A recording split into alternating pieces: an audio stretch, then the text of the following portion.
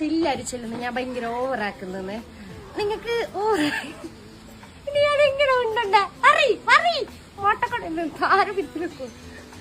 Hey guys, അപ്പൊ ഞാൻ ഇന്ന് താരപ്പീരായിട്ട് വന്നിരുന്നു. നിങ്ങളവിടെ എന്ത് പറയുന്ന എനിക്കറിയില്ല, നമ്മളിവിടെ താരപ്പീരെന്ന് അറിയും. ഇനി വേറെ എന്തെങ്കിലും പേരുണ്ടെങ്കിൽ ജസ്റ്റ് ഒന്ന് കമന്റ് ഇടാം.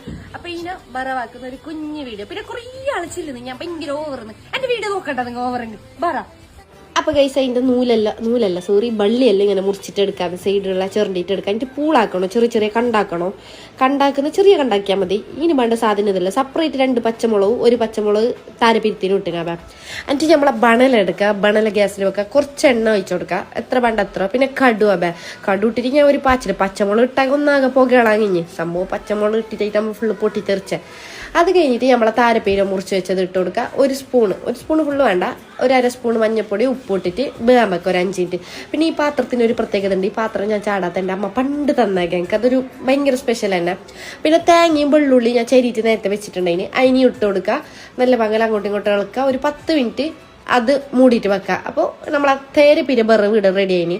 നിങ്ങളവിടെ എന്ത് പറയുമെന്ന് എനിക്കറിയില്ല, ഇതിനെ ജസ്റ്റ് കമൻറ്റ് ഇടാം.